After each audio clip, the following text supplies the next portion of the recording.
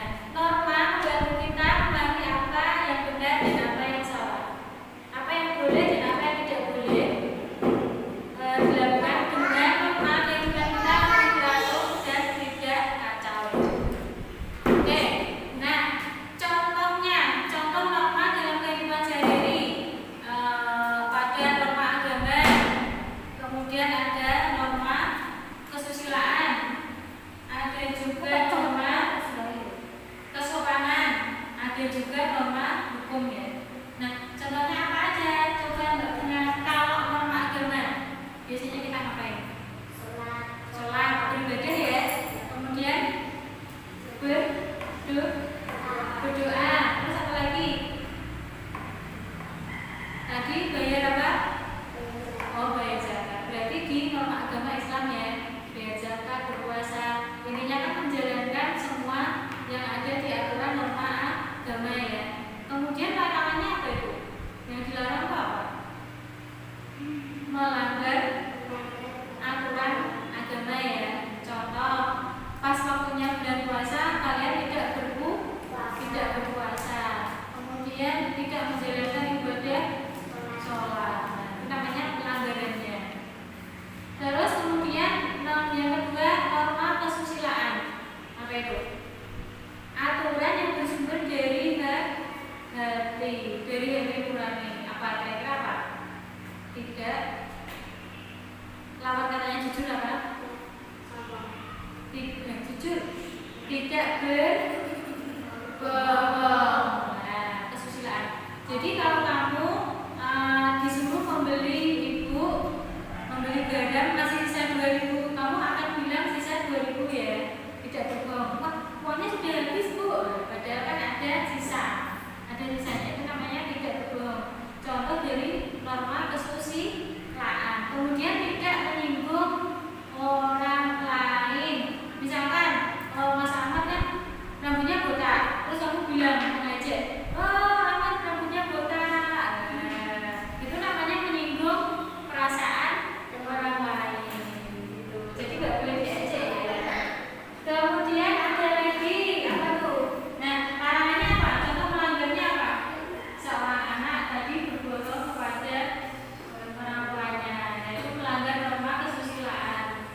Kemudian juga berbohong kepada teman-temannya. Nomor 3, norma kesopanan. Sering kita lakukan sehari-hari ya. Apa itu? Norma yang bersumber dari kebiasaan masyarakat. Contoh, kalau masuk ke dalam kelas kamu beri salam. Terus bersalaman sama bapak ibu guru tidak? Nah, bersalaman ya, ini namanya norma kesopanan. Kemudian menjaga kebersihan. Mas Gibran, contoh melanggarnya apa? Melanggar norma kesopanan apa? Ketika kamu diberi sesuatu, orang lain tidak mengucapkan terima kasih, pintar. Tidak mengucapkan terima kasih setelah diberi. Terus tidak menjaga apa benar? Tidak menjaga kebersihan. Yang terakhir, yang keempat adalah norma hukum. Norma hukum adalah aturan yang dibuat oleh pemerintah dan berlaku untuk semua orang. Ya, demi ketertiban ya, demi ketertiban, keamanan, perdamaian masyarakat. Nah, kemudian contohnya apa? Mbak punya norma hukum? Mbak punya dia tahu?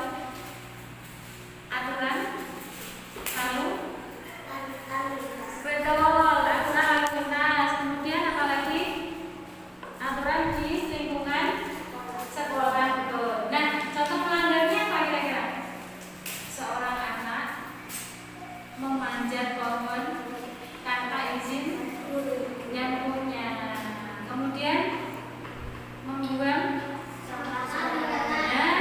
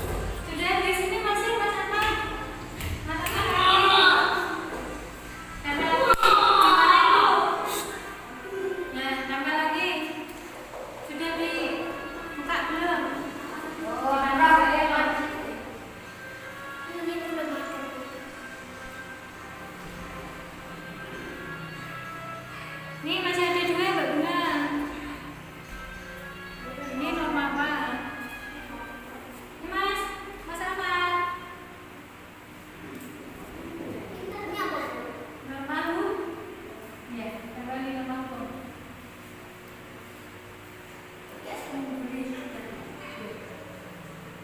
Oke. Ini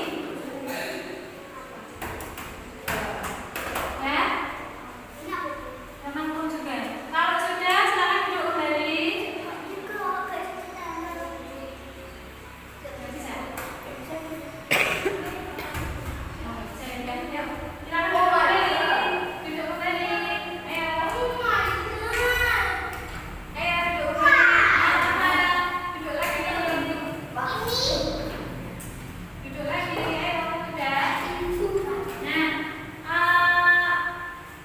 Sekarang sudah di penghujung pembelajarannya. Secara tidak langsung dengan memahami dan mematuhi norma, kita dapat berperilaku baik, menjaga ketertiban dan hidup harmonis ya, karena adanya norma ya. Nah, sekarang dengan adanya norma itu sangat penting karena apa? Memudahkan di kehidupan satu. Dengan adanya norma, kita tahu bagaimana seharusnya berperilaku sehingga kehidupan menjadi lebih teratur. Nah, kemudian juga menjaga ketertiban. Dengan adanya norma, kita menjadi tertib, menciptakan lingkungan yang aman, kemudian dan nyaman karena adanya aturan mengatur perilaku setiap seseorang.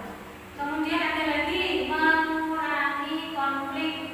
Dengan adanya norma membantu mencegah terjadinya konflik karena setiap orang tahu batasan dan kewajibannya. Yang terakhir, membangun karakter. Dengan mengikuti norma, kita belajar untuk berperilaku baik dan bertanggung jawab. Oke, secara tidak langsung sebenarnya kita sudah melakukannya ya dalam kehidupan sehari-hari, yaitu di sekolah, di keluarga, di masyarakat. Kalau di sekolah sebenarnya apa? Norma tentang tata tertib sekolah atau tata tertib kelas ya, yaitu menghormati guru, mengikuti aturan. Yang kedua, Mas Afi, Manaman, kalau di keluarga norma tentang membantu pekerjaan rumah, kemudian menghormati orang tua, yang tidak membuat keributan. Terakhir, di masyarakat norma tentang tidak mengganggu orang lain, termasuk merusak fasilitas umum dan menjaga kebersihan lingkungan. Oke, sampai jumpa lagi di pembelajaran berikutnya. Sampai di sini kita berdoa pulang ya. Dipimpin doa pulang Mbak Una. Bismillah.